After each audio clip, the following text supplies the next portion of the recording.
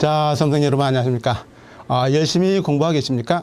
자, 이제 여러분들 유통관리사를 처음 공부하시는 분도 많이 있을 것이고요. 또는 기존에도 조금은 유통관리사에 대해서 알고 싶은 분이 많이 있을 것입니다. 그래서 제가 이제 이 강의를 갖다 찍은 이유는 다름이 아니라 이제 유통관리사를 처음 공부하시는 분들을 위해서 어떤 식으로 공부하는 것이 가장 합격에 적합한지 또는 최단 시간에 합격할 수 있는지를 갖다 한번 살펴보는 과정이라고 이해하시면 되고요. 그래서 이제 2급부터 한번 내용을 한번 살펴보도록 하겠습니다. 자, 일단 여러분들 보시면 나와 있겠지만은 유통관리사 과목 분류를 한번 해봐요. 과목 분류를 하면은 물론 여러분들이 유통관리사 2급 해가지고 이렇게 나와 있지만요. 2004년 6월 30일부터 이제 유통관리사가 시작이 됐었죠. 물론 처음 시작한 게 아니라 그 이전은 뭐였습니까? 1982년이죠. 1982년 이렇게 해가지고 2004년까지는 판매사라는 자격증이 있었습니다. 1982년부터 2004년까지는 판매사였고요. 2004년 6월 30일 날 이후로 처음으로 이제 유통관리사라는 이런 자격증 명칭이 변경이 됐습니다. 그래가지고 이제 유통관리사가 2004년 6월 30일부터 해가지고 쭉 지금까지 계속해서 이제 현재까지 유통관리사였고요. 자, 2급 내용을 보시는데요. 이 2급 내용을 봤을 때 과목 분류를 한번 보시면은 자, 첫 번째가 유통물류 일반이라는 이런 내용이 있었습니다. 물론 예전에는 유통물류 일반 관리라는 내용이 있었지만은 과목 명칭도 변경이 됐습니다. 자, 두 번째는 뭐냐면 상권 분석이라 해서 나와 있어요. 상권 분석. 자, 세 번째 과목은 뭐냐면 유통 마케팅이라 해서 나와 있습니다.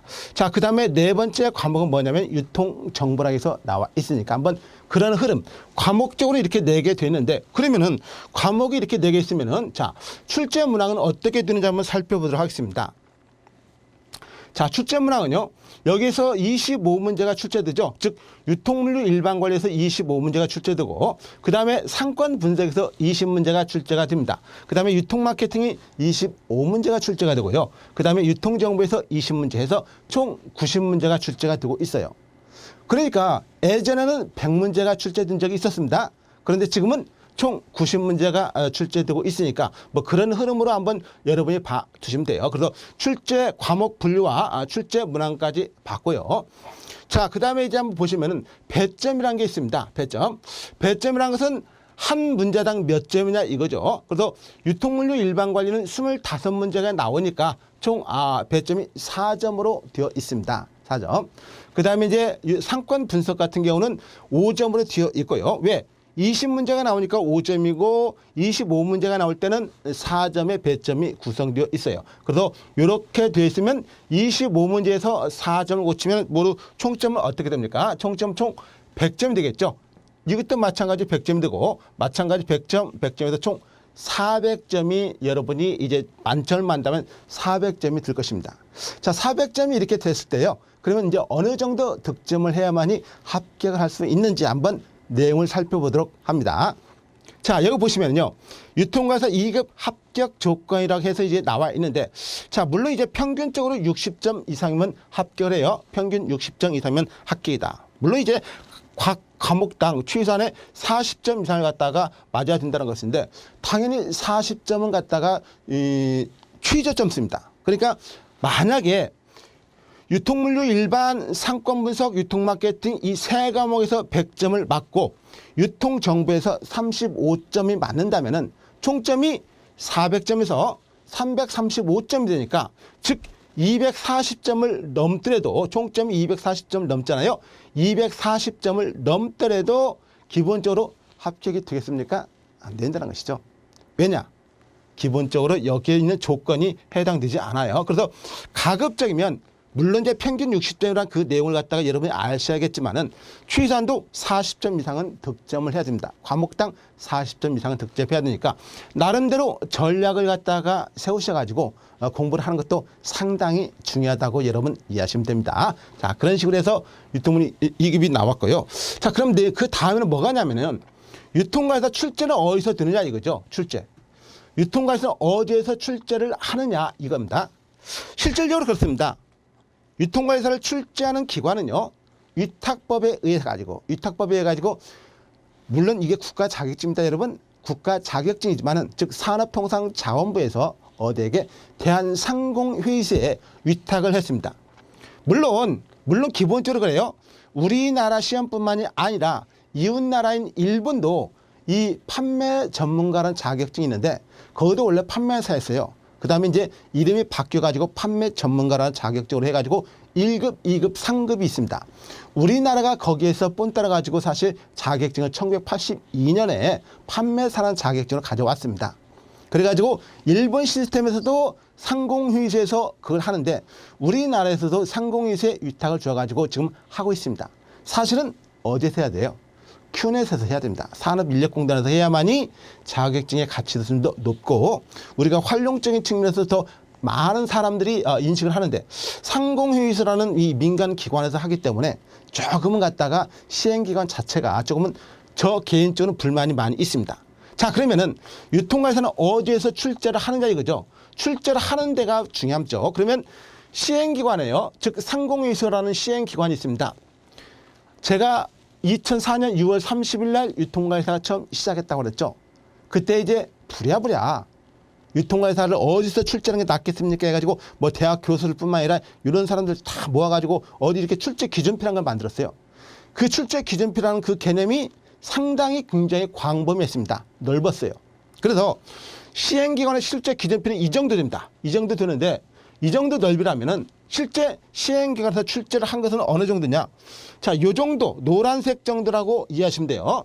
노란색 정도라고 이해하시면 되고 그래서 실제로 시험 출제하는 내용과 출제 기준표가 차이가 있죠. 범위적인 차이가 있습니다. 그래서 이 실제로 시험생은 그런 수험생들은 어떻게 준비를 하셔야 되냐면요.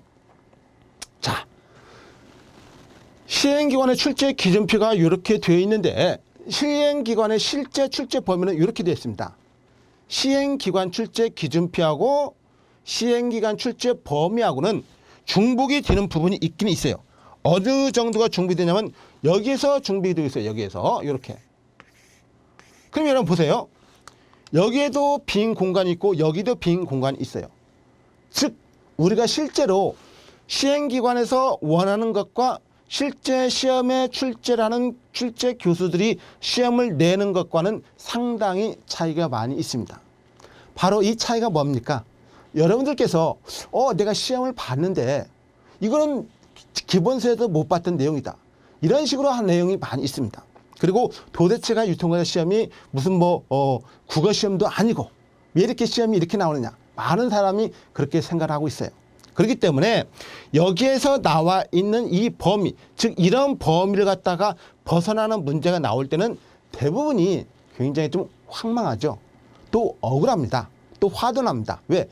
내가 조금이라도 배웠던 데서 시험이 나와가지고 내가 틀리면은 괜찮은데 내가 한 번도 두 번도 한 번 보지도 않은 이론에서 한 번도 보지도 않은 그런 내용에서 시험이 나면 화가 나죠. 그래서 기본적으로 이런 식의 시행 범위하고 출제 기준표하고 시행의 출제 범위가 다르다는 걸 여러분이 좀 이해를 해 주시면 되고요. 그러면은 이런 식의 다름을 갖다가 어떻게 그러면 여러분은 준비를 해야 됩니까? 여러분이 그냥 막연하게 이렇게 나오니까 나는 안 할 거야 그렇게 생각합니까? 아니죠. 여러분도 분명히 자격증을 갖다가 준비하시는 분들이라면은 충분하게 그 이상도 어떻게 생각을 대비하고 있어야 돼요. 자, 그래서 기본적으로 여러분이 잘 보이실런지는 모르겠지만요.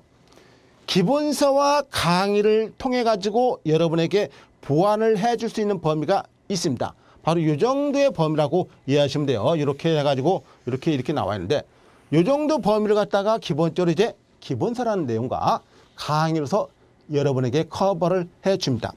이 정도 커버를 해준다는 것은 여기를 갖다가 이미 실제로 시험에 출제되는 범위를 갖다가 모두 포괄하고 있어요. 물론 아무리 포괄하지만은 여기 뜬금없는 2%라든가 2%에서 보통 한 3% 정도의 2%에서 3% 정도의 이런 범위를 갖다가 포괄할 수 없어요. 왜냐?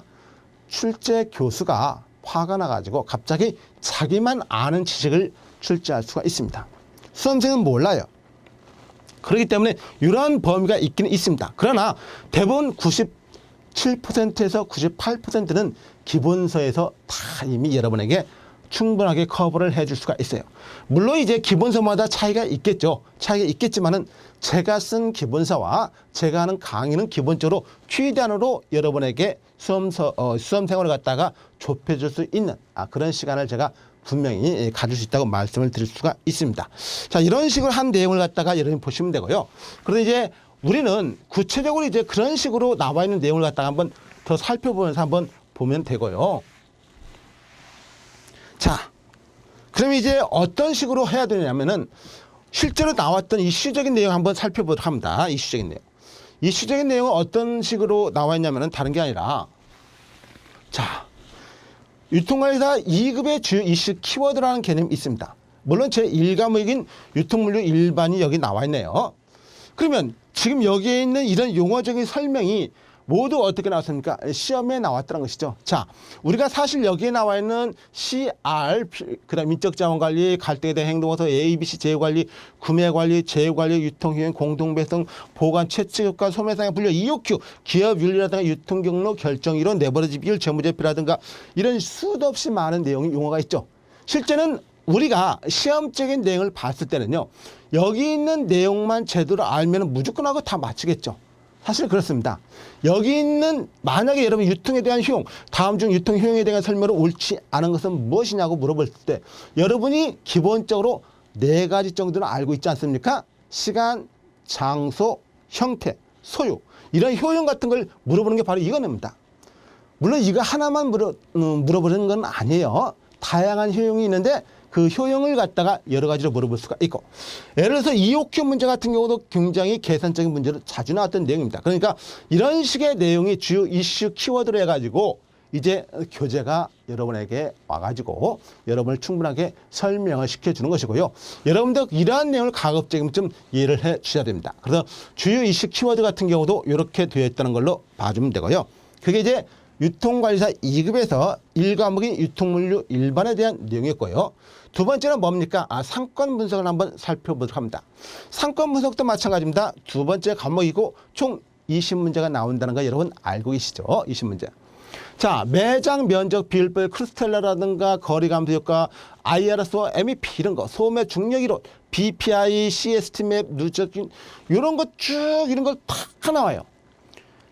제가 여기에다가 열거한 것은 모든 걸 다 열거할 수는 없었어요. 단지 시험에서 취소한도 5문제, 지금 2004년 6월 30일 이후부터 지금 현재까지 시험에 나왔던 내용을 갖다가 제가 모두 분석해가지고 여러분에게 한번 가장 중점적으로 최소 5번 이상 나온 이 핵심적인 단어를 갖다가 제가 설명드린 것이고요.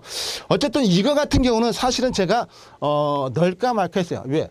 공부 서류와 그 내용이라 해가지고 2018년도에 실제 시험에 나왔던 내용인데요. 이런 것은 딱 한 번 나왔지만 제가 왜 넣었냐면은 앞으로 상당히 빈출돼서 나올 확률도 있기 때문에 그런 것입니다.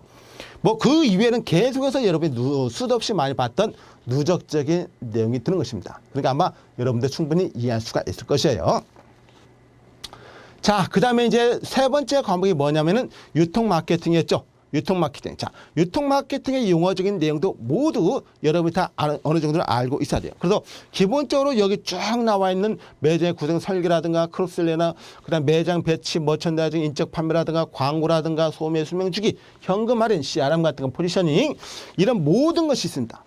이런 모든 걸 갖다가 여러분들 어느 정도 다 알고 있어야 돼요. 어느 정도는 최소한도 내가 시험장에 들어간다고 했을 때 여기에 나와 있는 용어 내가 몇 개나 알고 있는지 여러분이 한번 판단해 보십시오. 왜냐하면은 쉽게 말하면 우리가 아는 만큼 보인다는 말이 있어요. 당연한 것이죠.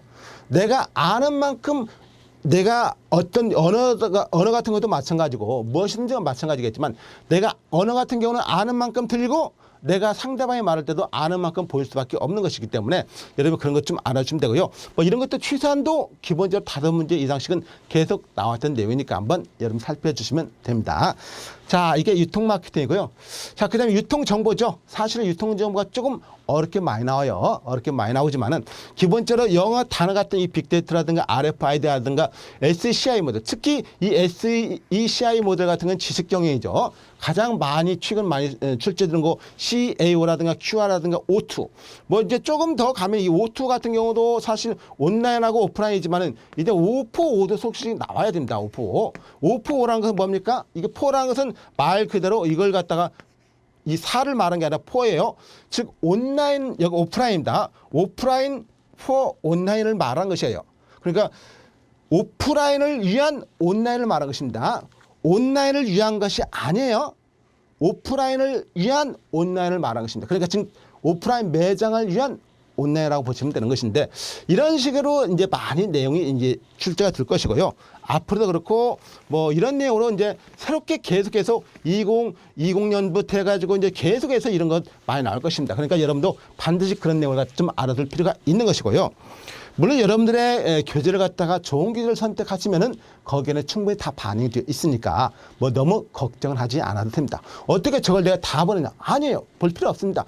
이미 저 같은 사람이 충분하게 여러분의 수고를 덜어주기 위해서 이런 내용을 갖다가 이미 교재에 다 반영을 시켜놨으니까 여러분들은 편하게 그런 교재만 참고하셔도 보면 돼요. 물론 당연히 그 교재는 명품 유통가이터를 보시면 됩니다. 자, 일단 이런 식의 내용을 갖다가 여러분이 봤고요. 과목적으로는 이제 2과목까지 봤고요. 그러면은 실제로 이게 시험에 나왔던 내용입니다. 여러분들이 간혹 이런 말을 해요. 야, 유통가이터 그거 왜 어렵게 공부하느냐. 나는 그냥 쉽게 말하면 어떻게 하면 되느냐. 나는 그냥 기출문제만 봐도 시험에 합격할 수 있다. 라는 말을 많이 해요. 그 기출문제라는 건 뭐냐면은 반복해서 나온다 이렇게 말해요. 근데 여러분 생각해 보세요. 이런 문제가 실제 나왔어요. 언제? 2018년 7월 1일 날 A형 해가지고 12번에 나왔던 문제입니다. 2018년에 실제로 나왔던 내용이에요. 7월 달에. 자, 이렇게 해가지고 나왔는데, 이렇게 해가지고 쭉 이렇게 나왔어요. 그러면은 이제 뭐 서로 경쟁하는 슈퍼마켓 할인점 복합형태 슈퍼센터 등장으로 설명해 줄 수 있는 소매업태 혁신과정 이론으로서 소매업태 혁신과정 이론으로서 이렇게 나왔어요. 그래 이 이론에 맞는 걸 고르란 것입니다. 자, 그래서 이제 뭐 1번 진공지대 1호, 2번에 변증법, 그 다음 3번에 소매 촬영가설, 4번에 아코드는 소매 수명 중인 이론이 있습니다. 그래서 여기 슈퍼마켓과 할인점의 복합 형태라고 나와 있어요. 슈퍼 할인점. 그래서 이제 이런 식의 내용을 갖다가 이제 여러분은 말을 여러분한테 묻는 것입니다. 그래서 이제 이런 것이 나왔는데 한번 잠깐 그 다음 문제를 한번 보시면은요. 이렇게 나왔는데 여기 지문을 한번 보세요. 지문. 이렇게 보세요. 이것도 2018년 11월 4일 날 나왔다는데 왜 이 문제를 갖다 제가 보여드리냐면은 다른 게 아니라 앞에 나왔던 문제하고 이 문제를 갖다가 소매 수명주기 이론, 아코디언 이론, 빅미들, 아코디언 이론 이런 식으로 나왔던 내용과 자, 변증법 이론, 아코디언 이론 이렇게 나오니까 이것이 반복이라고 말할 수가 없잖아요. 이건 반복 기출되는 문제가 아니에요. 문제 자체가 다른 것입니다. 그런데 많은 수험생들은 그 문제가 똑같이 나왔네. 내용적으로는 같을지 몰라도 실질적으로 거기서 묻는 것은 다르다는 것이죠. 그래서 이제 요 내용하고 있는데 어쨌든 여기는 정답은 갖다 여러분 다 아시겠지만 2번이 됐고요. 변증법 이론이라는 것은 이렇게 나왔던 것이니까 2번이 됐었고 뭐 이걸 정답 문제를 풀어보겠다는 게 아니라 2번이 됐었고 그 다음에 여기 나와 있는 것은 자 소매 수명 주기 이론이 있죠. 아코디언 이론 있죠. 빅미들 아코디언 이론 소매 웹 수레바퀴 이론 제가 여러분한테 이미 설명을 드렸죠. 항상 여러분이 알 것은 소매업태 변화 이론은 6가지가 있다는 거. 6가지가 있는데 6가지를 알아달라고 했어요. 그래서 여러분 저한테 강의를 계속 들으셨던 분은 아마 충분히 그 6가지는 어느 정도 알고 있을 것이고요. 그런 내용을 계속해서 이제 반복해서 왔던 분인데 갑자기 이거가 하나 들어왔죠. 빅미들이라고 빅미들. 빅미들이라는 이론은요. 사실은 갖다가 최초로 2018년 11월 4일 날 처음으로 시험에 출제됐던 이론입니다. 이건 미국에 있는 소매업자 자신의 책에다가 써놨던 이론 중에 하나인데요. 그 제가 조금 있으면 설명 한번 드릴게요. 설명 드리는데 어쨌든 간에 이 이론이 갖다 처음 나오는데 소매 수명주기 이론, 아코디언 이론, 그 다음에 아코디언 이론, 수레바퀴 이론 이런 내용은 똑같죠? 맞습니다. 이건 맞죠? 왜냐하면 도입기, 성장기, 성숙기, 습득기 단계를 거친다. 수명주기 이론이란 건 아코디언 이론은 뭡니까? 아코디언이라는 것은 전문점과 종합점, 종합점과 전문점을 반복해 나간다는 이론이죠. 그런 내용이었고요. 그 다음 빅 미들 이론 처음 들어봤었어요. 근데 1번, 2번 계속해서 여러분 귀에 따갑도록 들었잖아요. 그 다음에 3번 처음 들었고 4번에 아코디언 이론과 또 저관여, 고관여 제품의 소매업도 설명하지 못한다고 했는데 아코디언 이론이라는 것은 기본적으로 여기에서 전문점과 종합점, 전문점과 종합점 그런 내용이고 그 다음에 뭡니까? 상품의 넓고 좁은 강, 넓다는 광과 좁다는 협. 그래서 넓고 좁음을 갖다가 이론적으로 설명하는 게 바로 뭡니까? 아코디언 이론이었어요. 자, 그런데 그것도 여기에서 설명되는 것인데 일단 맞고요. 예, 저관여와 고관여 제품의 소매업을 설명하지 못한다는 것은 저관여라는 것은요. 이런 게 여기에 나와 있는 관여라는 것은 여러분이 이 높을 거라는 것, 높은 관여와 낮을 관여라는 그 개념을 이해할 수가 있는데 관여라는 것은 관심이에요. 몰입도입니다. 그래서 관심이 높다, 관심이 낮다는 의미로 이해하시면 돼요. 그래서 아코디언 이론은 관심 높다, 관심 낮다가 아니었어요. 그래서 전문점과 종합점, 종합점과 전문점 그런 내용이니까. 그 다음에 수레바퀴 이론 같은 경우는 여러분께서 수레바퀴처럼 보인다 해서 수레바퀴처럼 보인다 해서 나왔던 것이고 편의점의 고가격이나 상품 구색 24시간 영업 등은 이런 것에 설명하지 못했죠. 왜? 단점에서 제가 설명드렸어요. 소매업 수레바퀴 이론의 시장 진입에는 저가격, 저마진, 저서비스로서 시장에 들어가지만은 시장에 들어가고 난 다음에 고가격, 고마진, 고서비스라는 그런 내용에서 시작이 됐고요. 그런 다음에 사실은 여기에서 편의점의 고가격이나 단점에서 24시간 영업 등에 하는 즉 시장 진입 초기부터 고가격을 설정하는 이런 것을 반영하지 못한다고 이미 설명을 드렸던 내용입니다. 그러니까 우리가 봤을 때 이런 내용과 이런 아까 봤던 내용이 똑같이 2018년 7월 1일 날 나왔고 이거는 2018년 11월 4일 날 나왔는데 이게 같이 반복되는 문제냐? 아니란 말이에요. 이런 걸 반복되는 문제라는 것으로 말하면 안 돼요. 왜? 문제 자체가 달라요. 반복된다는 것은 문제 글씨 자체도 동일하고 내용 지문도 똑같은 것이 반복된다고 말할 수가 있는 것입니다. 그래서 여러분들 혹시라도 만약에 주변에서 공부하시는 분들 중에서요. 기출문제만 봐도 돼. 왜? 반복되는 문제가 많아라고 말한다면 절대 여러분은 그냥 한쪽 귀로 듣고 한쪽 귀로 흐르는 게 훨씬 여러분의 합격 생활을 위해서 낫습니다. 자, 일단 이렇게 해서 주요 문제가 나왔고요. 자, 그러면 실제로 난이도를 한번 살펴보도록 하겠습니다. 난이도. 이 유통과사 2급의 난이도를 보시면은요. 자, 일단은 기본적으로 유통물류 일반이 있고 상권 분석, 유통 마케팅, 유통 정보가 있는데 이 절대 기준점이라는 게 있는데요. 이 절대 기준점은 뭐냐면은 최소 여기 정도의 난이도를 보이게 출제를 해야 된다. 이 절대 기준점이라는 건 뭐냐면은 즉 상중하로 구분했을 때요. 상과 중하로 구분했을 때, 즉 상적인 문제가 30%를 차지하고 그 다음에 이 중적인 문제가 40% 차지하고 하적인 문제가 30%를 차지한다는 이런 기본 개념이 있습니다. 이 모든 시험이 다 이렇죠. 항상 모두 다 어려운 문제만 나오는 게 아니라 즉 난이도가 30% 높은 난이도, 그 다음에 중간적인 난이도, 낮은 난이도인 이런 문제가 있을 때 이게 바로 절대 기준점입니다. 근데 이런 기준에서 사실 제1과목인 유통물류 일반 관리는 일반은 조금 더 어렵게 나온다는 것이죠. 사실 지금까지 봤을 때 유통물류 일반이 왜 어렵냐고 한다면은 당연히 그럴 수밖에 없는 이유가 뭡니까? 여기에 나와 있는 유통일반과 유통일반이에요. 유통일반. 그 다음에 물류일반입니다. 즉 과목이 두 과목이나 들어있었기 때문에 그렇습니다.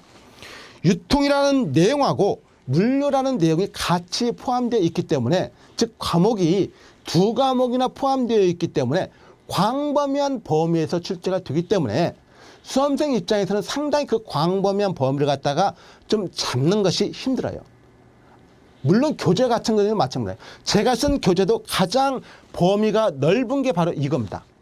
그래서 만약 오프라인 강의 때는 이걸 거의 2시간 가까이 하고 있죠. 이틀 동안 하고 있죠. 이틀 동안. 2시간이라 이틀 동안. 자, 이런 식으로 나와 있고요. 그래서 이제 유통물류 일반은 조금 절대 기준점 넘고 있고요.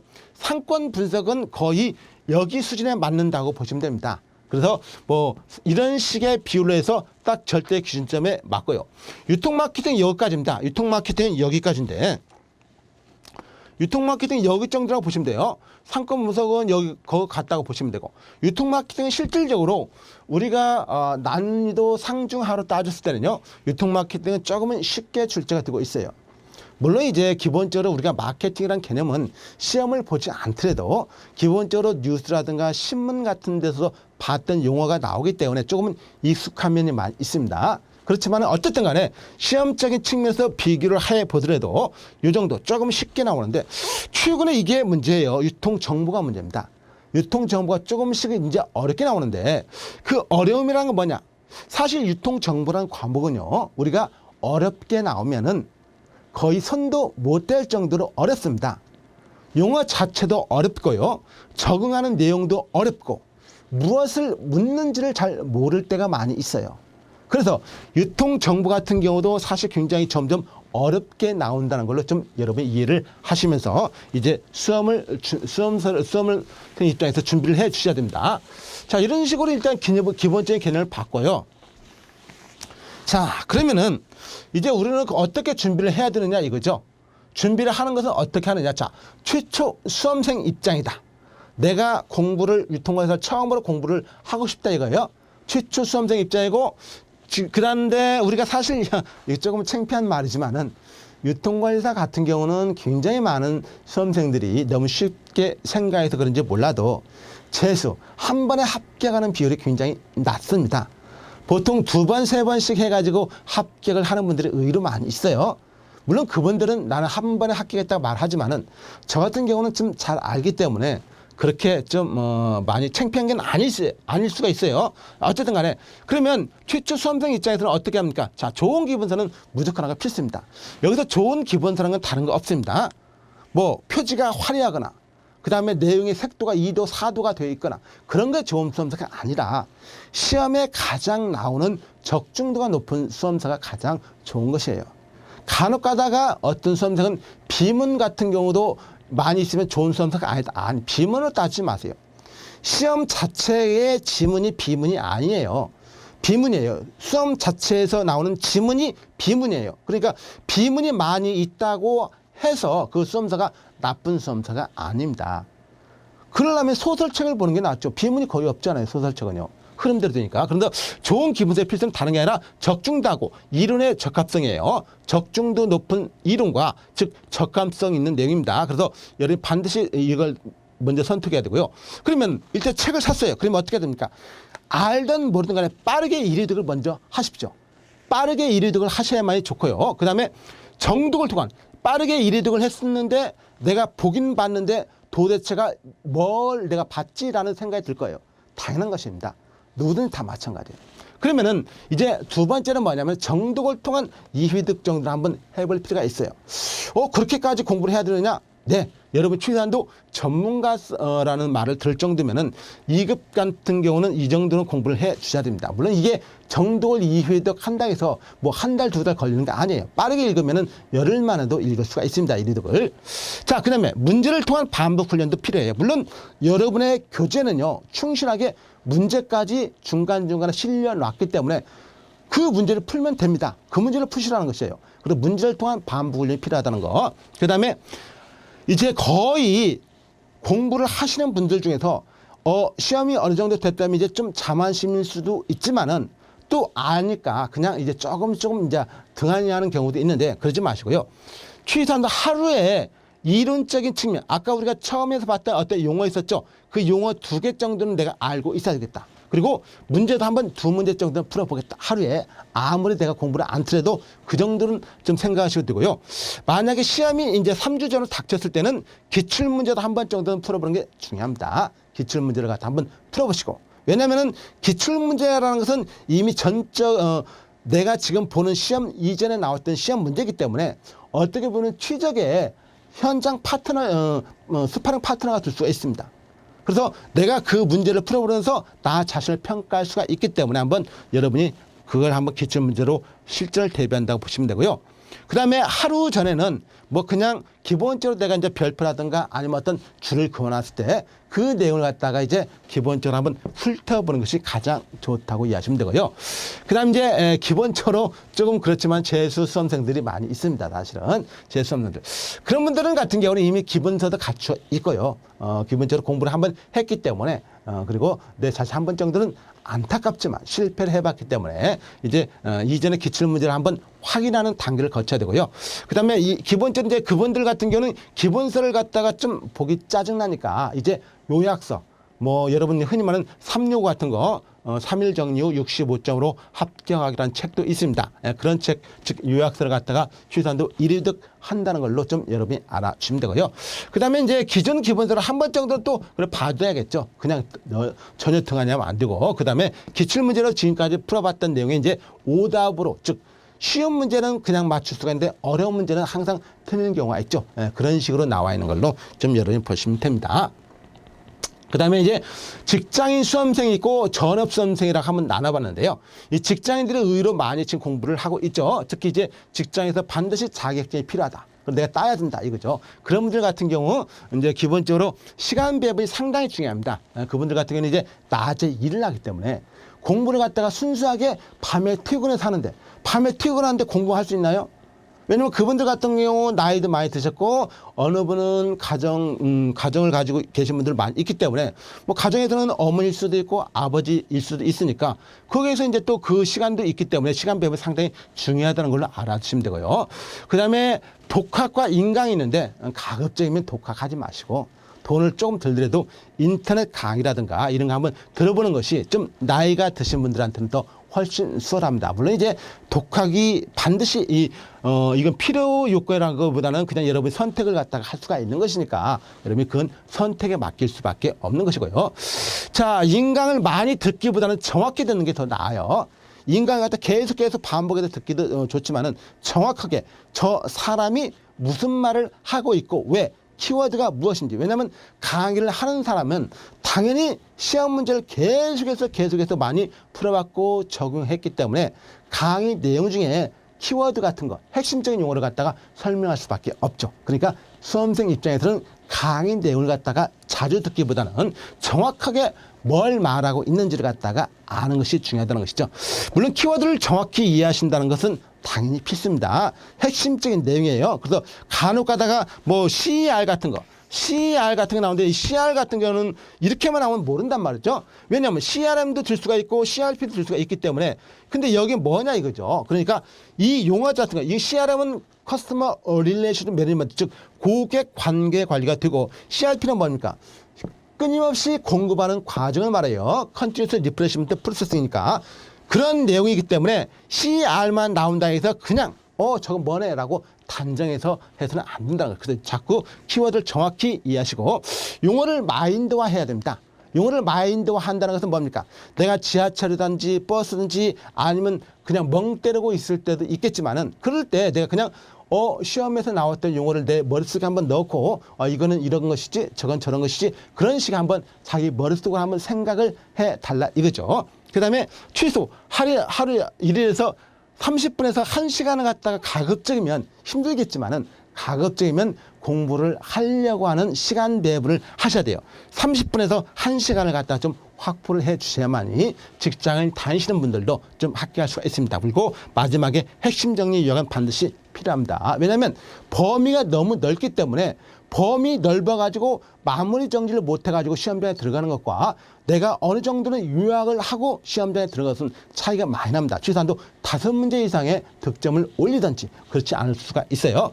자, 전업수험생이 있습니다. 전업수험생은 뭐 그냥 24시간 공부하는 사람이죠. 뭐 대학생들 같은 경우라고 볼 수가 있고 물론 대학생이 다 그 유통과에서 하지는 않겠지만 어쨌든 공부를 주로 한다는 것이에요. 시간 배분이 중요하다는 것은 더 똑같습니다. 왜? 시간이 너무 많아도 기본적으로 공부를 갖다가 다 거기에 투자하는 건 아니기 때문이죠. 그 다음에 요약서를 이리도 먼저 해야 돼요. 이분들 같은 경우는 그래야만이 내가 유통관 시험은 여기에서 나오는 거구나 알 수가 있습니다. 그래서 기본적인 요약서를 이리도 하든지 아니면 뭡니까? 기본서를 갖다 한 번 정도는 계속해서 풀어보는 시간도 필요하다는 것이죠. 그런 내용. 그 다음에 이제 기본서를 정독한다는 것도 당연한 것이고요. 기본서를 너무 등한하면 안 되고, 왜 시험생들, 전업수험생들 같은 경우는 기본서를 갖다고 항상 가지고 있어야 될 수밖에 없고 자꾸 반복할 수밖에 없어야 돼요. 자, 그 다음에 기출문제로 오답 정리를 반드시 해야 되는 것이 취사안도 여기까지 나와 있는 것이 내용입니다.